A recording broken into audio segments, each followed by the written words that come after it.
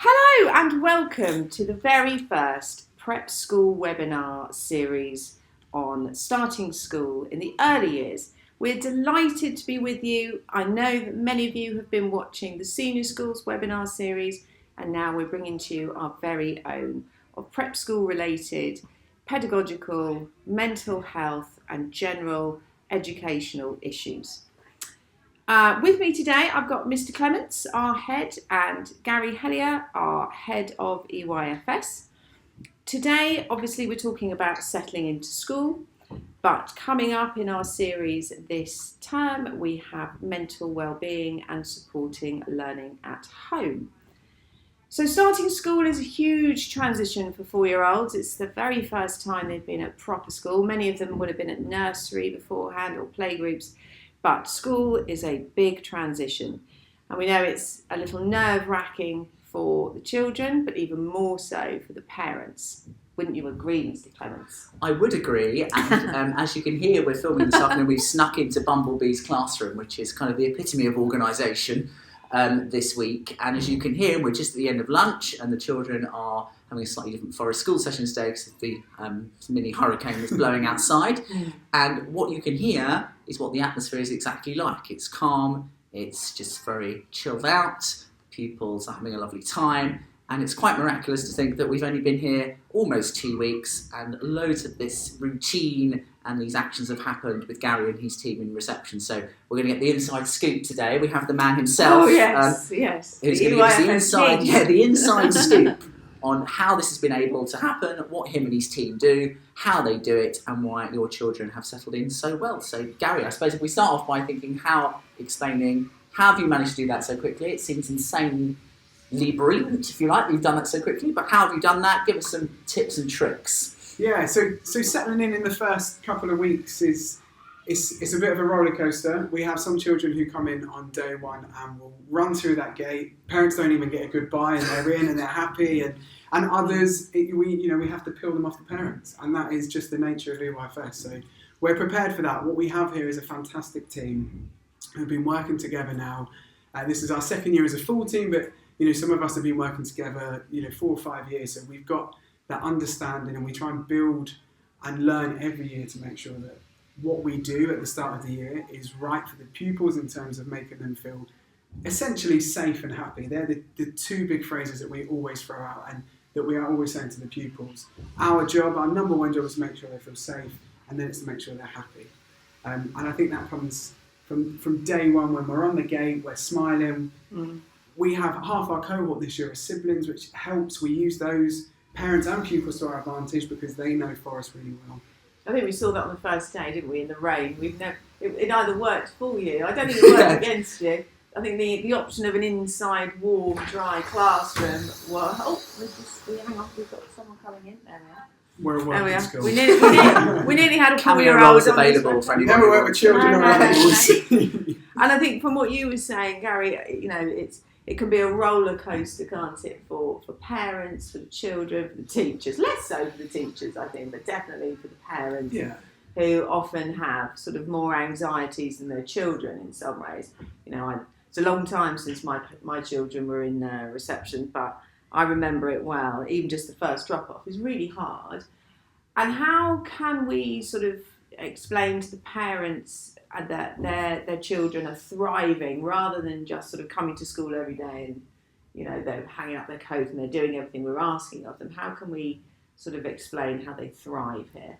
Yeah, so the big things for us are children coming home and talking about their day, in terms of routines, etc.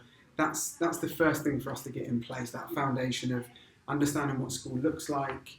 So you talk about hanging up coats and pegs, but that is a big part of our routine. Everything down here is a learning opportunity. So they come in, we've got our routines, and once those foundations are laid, hopefully what you then see is children coming in who are happy, talking about school, able to talk about new friends that they've made, and lessons and teachers. We have amazing teachers here and lots of them, and they do have a lot of specialist lessons, which is fantastic because they're exposed to so many different subjects. But with that comes a lot of different adults and approaches, and hopefully children will come home and they'll talk about, we had this lesson today with this person and this lesson with that person. You know, mine, for instance, on Friday had Mrs. Pickwick, and she came over at lunch, said hi, and they were so excited then to have her come in the afternoon and teach her, which is lovely. But the big things are just about making sure that they're engaging, that they're coming home, they're receptive to, you know, what parents are asking. You know, often parents will say, "How was your day?" But we always talk about ask about specifics. You know, what did you do in PE today? What did you do in maths today? Because just asking, what did you do today? Shepherd's pie. Yeah, exactly. Because sometimes just asking what you did today is too broad of a Well, question. I used to say that to my son. What did you do today, Dad? Not much. Yeah. You know, what did you have for lunch? Exactly, Can't remember. yeah, A really You know. endorsement. Yeah, School, you right? know, it depends how tired they are and It what is they have to exactly go that. through until that Yeah, point. it is exactly that, and we do have, you know, we do have some pupils who feel just overwhelmed to start with, and as I say, it is just about making sure that that's safe and happy. Can we explore that point for a minute? Because actually, Yeah. you raised a really good point about the feeling of being overwhelmed, and I think that would apply to parents as well. I mean, if we put ourselves in the position of our parents who are outside, leave them at the gate, you know, for them, what happens as soon as they get inside, they don't know that. So that fuels a bit of anxiety amongst parents as well. So pupils who do come in, which is obviously completely natural, in a new setting, with new adults, with new expectations, with new routines, it all happens very quickly. And I know that, you know, our event before summer holidays to get to know new reception parents was very popular, but you can't actually beat actually having the children here. No. What are some strategies you use? I mean, for example, pupils who will just crown the gate, obviously not wanting to leave mummy and daddy in the morning, which is completely A, normal and B, to be expected. What's the strategies that you use to make them feel exactly how they are an hour after they get a bit upset? So for us as individuals, it's about being that calm presence for them. You know, pupils can get, you know, and everyone can, but you can get to a state of emotional deregulation where you just can't do anything, and then that's the pupils. So first and foremost, it's them knowing we're there for them, and that we're able to just wait until they're in a state that we're able to communicate with them. For parents, it sounds really harsh, but just go. Trust us, just go, because the minute you're out of sight and out of mind already, we can start working on that, calming the child down. And that's made the nicest possible. Yes, it is exactly that. But parents see it, and we've had, as I said, we've got lots of siblings this year, and those parents know, because if they drop their child off and they're upset, they will just go because they know, okay, it works. We had children who in previous years have taken 3-4 weeks to they cry on the gate, but the minute they're in, they're settled and happy. Yeah. You know. And do you think that's a redirection thing? Yeah, exactly. It's you know, parents are such a big part of their lives. You think that they're 4 years old. You know, they're the biggest part of their life. They haven't, apart from nurseries, they spend so much time with them. So it's about understanding that this is their new sort of safe space, and we call our classes our families, and we call this our reception family, and it's them understanding that we're not family in the sense of aunties and uncles, but family in the sense of families want the best for each other, and you want that environment of you come here to feel love and care, but also we want the best for the children as the parents do. So it's just about dropping off, go, because most of the time parents want to go anyway, because that's a bit of freedom for them away Or need from. to go. I need to. Yeah. You know, we've got Trains to hard-working catch, parents, work to get exactly, to, you know. or other children to drop off. So it's just it's about making that as quick and as painless as possible, and then that first hour is just about us being there. We have 16 children in the class. We get to know them so well. And I think, I'm sure you'd agree, that for very young children, being able to recover from a setback like that and being able to kind of self-regulate again and calm yourself down, that's really important part of what they're learning at school. Exactly, yeah. And as I said, everything is a learning opportunity, including that coming in. We'll always try and have those conversations in terms of, you know, this morning we were a bit upset. Why are we upset? Once they're in that state, that we can have that conversation. And then it's about working out, well, what can we do tomorrow to make that day different, to make that morning different? Is there a certain adult that they already feel safer with? We can try and make sure that adult's there. Is there a certain toy or a certain teddy or something in school? As I say, we've got 16 in a class. And I thought you'd get to know that pretty quickly. It's our job to know them, exactly that. So it's our job to know those children as individuals. So we know already, I feel like the team could talk about their children. But they are already. Yeah, exactly, yeah. And we know them, I know. So it happens, but that's our job, and that's where you trust us to get to know your children, and we listen to families as well. Families will say to us, actually, this helps them or that helps them, and we do transition forms before the children start, so we have a lot of information on there about how they settled into their setting before here, and did they settle well? If they didn't, what helped? So we're already starting that before they even step foot. And I think that's worth flagging, because I think the perception could be that they arrive and there's not been any kind of due diligence, I suppose you'd say, but there's been lots of in-house conversations, lots of It's almost not their first day. Not their first day, no, and with their kind of experience day before the summer break, obviously meeting reception parents a number of times before, so it's almost like returning to somewhere, not starting completely new. Exactly. So you've obviously got your team, obviously with our teaching staff down here, the leaders of the learning, staff who are on the gate greasing them. You've also got each class has a teaching assistant. If parents want to know how does a teaching assistant's role, in your eyes, more from the beginning of the year as the year progresses, how would you say that as a journey there? I mean, from getting them in to... Yeah, because we're very lucky to have those teaching assistants. It means we have a 1-to-8 ratio, which is unbelievable. I would say early doors, the teaching, we work very much as a team. The TAs are very much an extension of us as a teacher.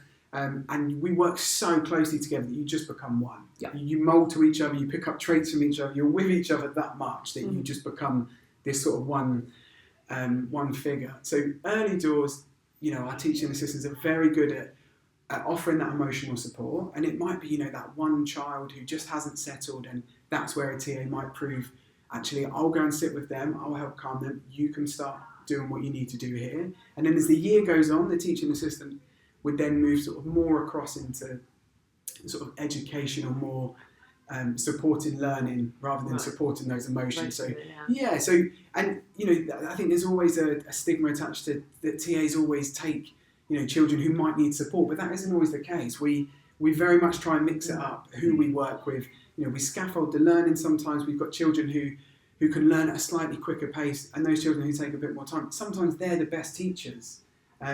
But with TAs, we always try and utilise them to what's best for the class and what's best for the children.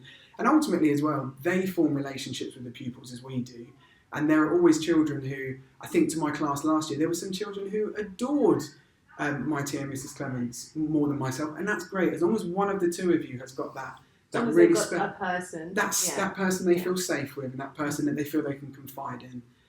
That's really important. But I would definitely say at the start of the year, it's more of an emotional support, and supporting those sort of groups that might need a bit more support early doors. And as time goes on, it sort of definitely moves over to more of an educational focus in terms of the academic progress. Now, I would be really remiss not to do a bit of free advertising at this point. It's the head of the school, in the sense that, reiterating again. What could that be? I think it might be something to do with when we were inspected last year, Ms. Heather. You and your team were responsible for securing a very hard to come by ISI kind of rubber stamp of a significant strength, and the whole school significant strength was the provision in EYFS. And from everything you're talking about, and just for parents, to get a significant strength, we don't signpost that to inspectors. You're not allowed to. Inspectors come in and they judge that on its merits. You can't lead them up a path to get that. They do that themselves. And they saw something here that they thought was truly very special and something that was working. I think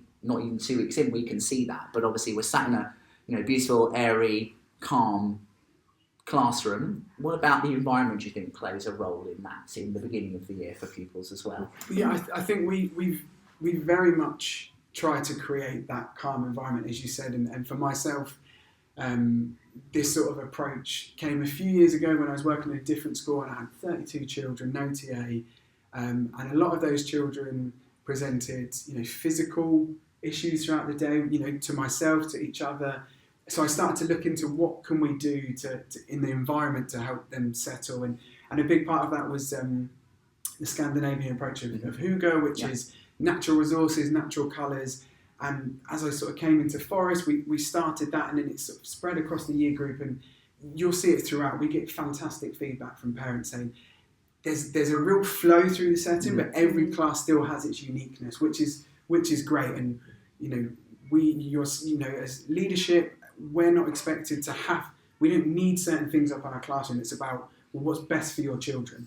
and what's best for that class. Every class is different. Sometimes you have resources that work really well for one class that you have, and the next cohort, they just, it's not for them. So you have to always be ready to adapt. So it's all very natural. It's all very calm. We strip away that bright and overstimulating. Exactly that. And just to make sure, again, it's that coming back to an environment that they feel safe and happy in. And to play a devil's advocate point, yes, if the rooms are lovely, every single room, you can open the doors when you have your discovery learning. We'll come to that in a minute. But to play devil's advocate argument, to you go, well, it all looks very lovely, but what do the kids actually get out of it? Now, I'm sitting here in a room where everything's at a child's height, everything is ready for them to use, every piece of information around us is ready for them to play with, explore and do, and that's the same in all your classes. The first question we ask is, who's it for? And I've worked in schools where you have display policies. Yes, up there. Yeah, and everything's, you've got to have this up, but what? But who's it for? So that is always our focus, is for the pupils. And so everything we have and everything we look at is who's it for, how they're going to use it. So exactly as you said, everything has a home, everything has a label, and that's to help with them being independent and organised, but also because we expect them to look after their classrooms. These are like their second homes. Mm-hmm. They spend that much time here. And also children coming from other classes. We talk about our classes being families, but we have our bigger reception families. So during discovery learning, it's being able and confident to go into another class with different adults in a different setting and be able to use things and explore, but know where they go back after. And discovery learning, if we encapsulate that for us into a sentence or two, what is that and why is that such a special thing down here? Discovery learning is a time of the day where pupils get to focus on what they'd like to learn about. They get to explore their own interests, and there might be things that pop up in the day that, questions, I wonder questions, but it's a time for them that we're always pupil focused anyway, but sometimes you've got to have adult led. This is purely pupil led learning. What do they want to get out of it? Is that something that used to be called choosing? Similar. Yes, choosing, free flow, exploring. It's the next stage of the rebrand. Exactly. Discovery learning is the next one. I'm sure it'll be named something else in a couple of years. So it could be assumed then, if pupils choose what to do, they'll always want to do the same thing and they'll always do the thing that's easiest for them. Therefore, their capacity to learn new things will be stunted because they only do the same thing. How do you counteract that, and how do you and your team ensure that doesn't happen? Yeah, I'm being difficult for the I love it. That's what we're here for. It's not a job interview. The first thing I'd say is we have that balance of teacher-led and child-led, as I said. So there are times when learning is dictated by ourselves, and it has to be. Yeah.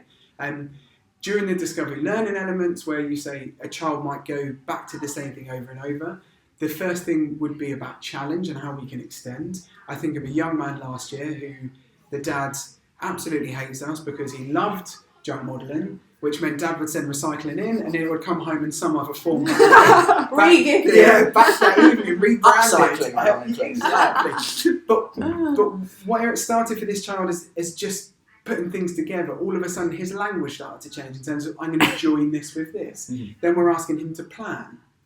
Okay, well, what is it you'd like to use? What is it you'd like to make? So now that sort of child who, to the untrained eye, might just be going, oh, he's just sticking that with that. Well, actually, no, because the other day he tried this and it didn't work. So now he's exploring different techniques of joining, and now he's going to plan it, he's going to make it, and then he's going to evaluate after. And did it come out? And you suppose he might be counting things out, or cross-curricular is everywhere.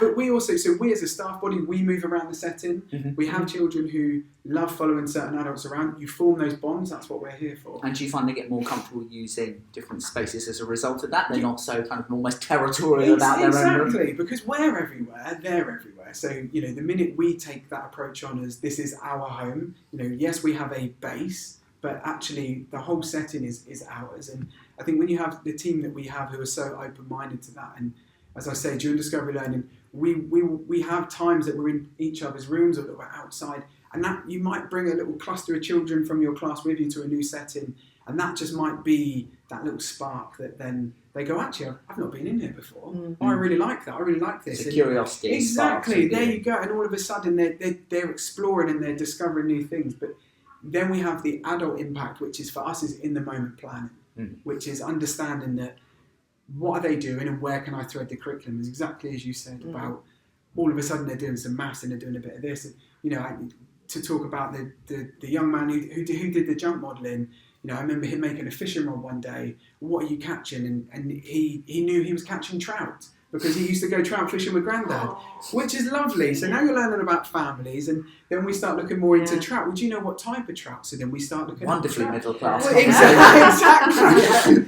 But then we start looking at, well, where can we find trout? And do you find them in the sea? Do you find them in rivers? You've got a bit of geography going on. Exactly. And their life cycle.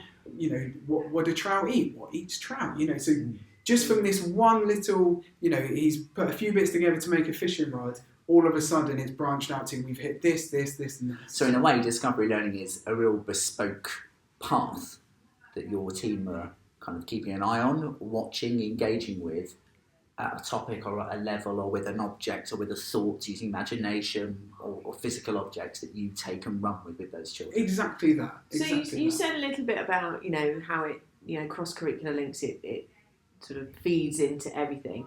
For people at home who maybe don't know and aren't au fait with curriculums, what else happens in the EYFS curriculum-wise, and how does it sort of, well, I think you explained how it links to discovery learning, but what else might they do in a general day?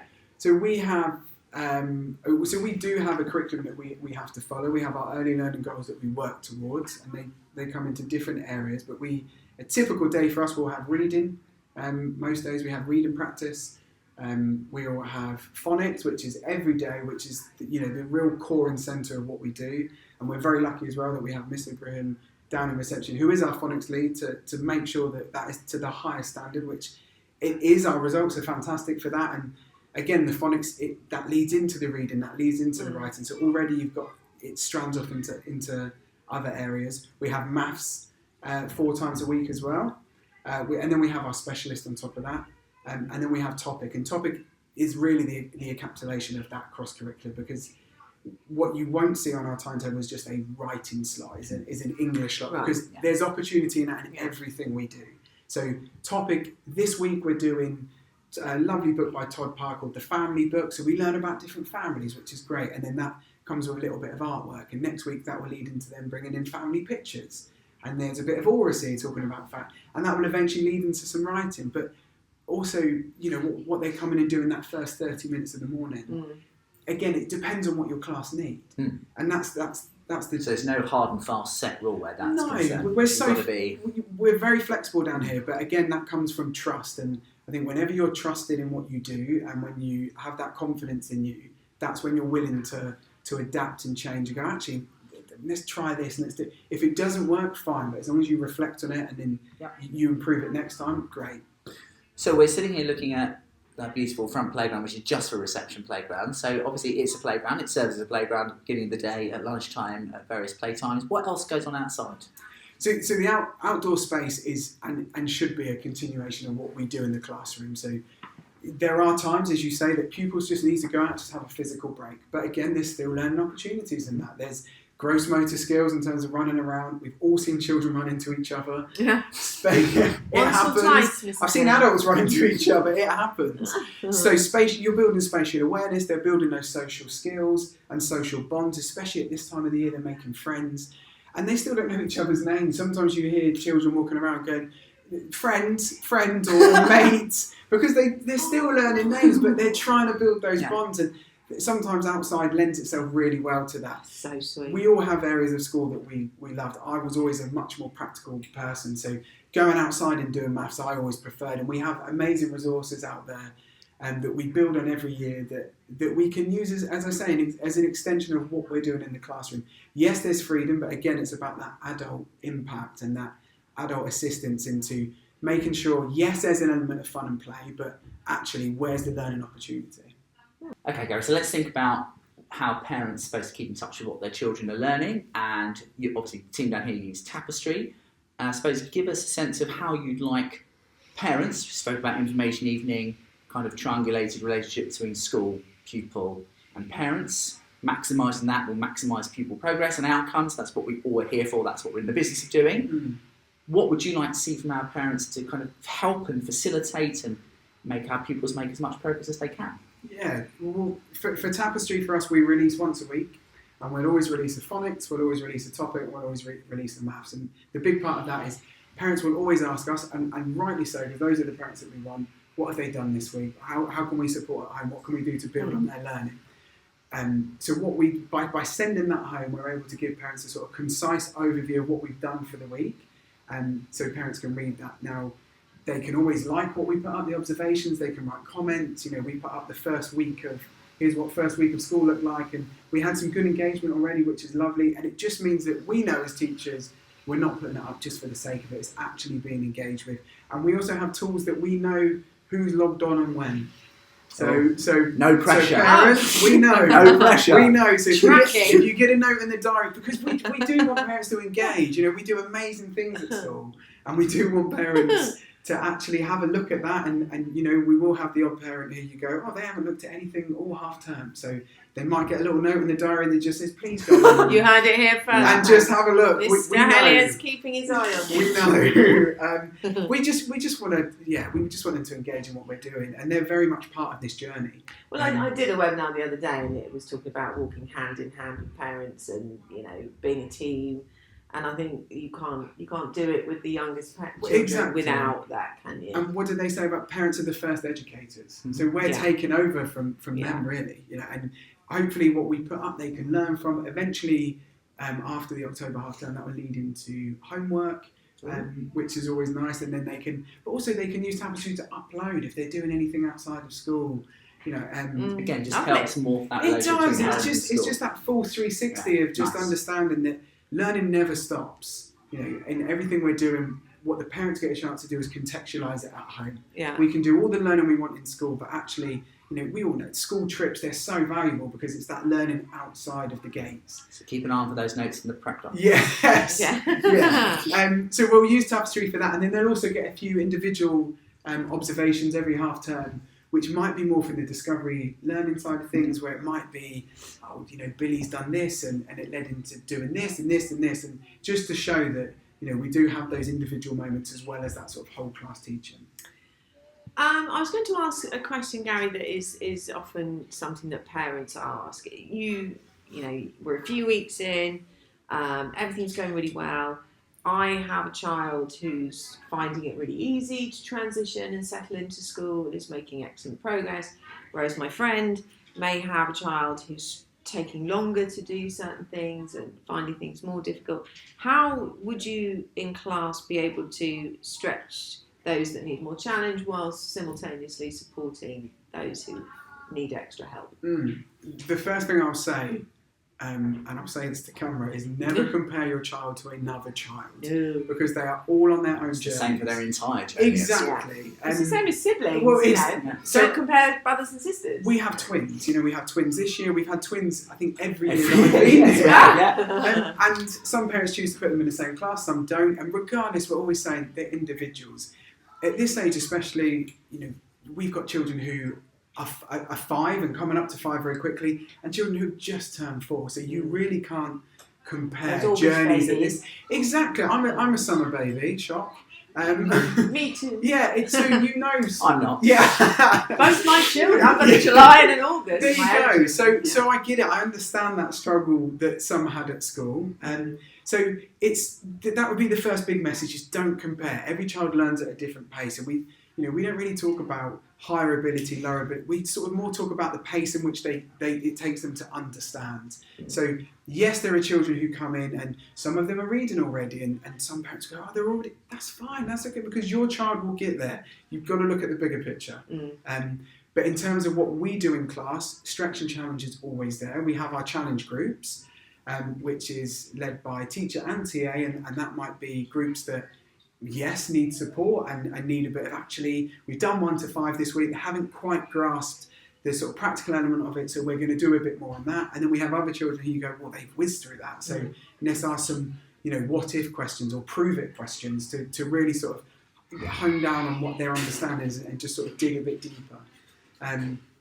But it is just, it's about us understanding that every child is an individual, and we ask parents to understand the same thing. Is we'll have parents' evenings, and sometimes parents say, where does my child fit in the class? Are they That doesn't stop. I classic. think that happens in every And do you know area. what, when parents ask me, I go, "Oh, they're 16." That's 16 as a joke, because parents go, "Oh, no, we don't do that." You can No. even imagine how No. heartbreaking that would be, because they might be taking a bit longer in one subject, but in another subject they might be absolutely flying. We've all got our strengths and our areas. And that for comes to improvement. circle back to what we were talking at the beginning. That comes down to all knowing every single child and Exactly. actually how important Exactly. from the get-go that is. And to celebrate those successes, because every child has them, and to support where it's needed. Thank you. What do you think, Mr. Clement? Should we get Mr. Hellier to do some top tips? Uniform, picking up, Oh, please.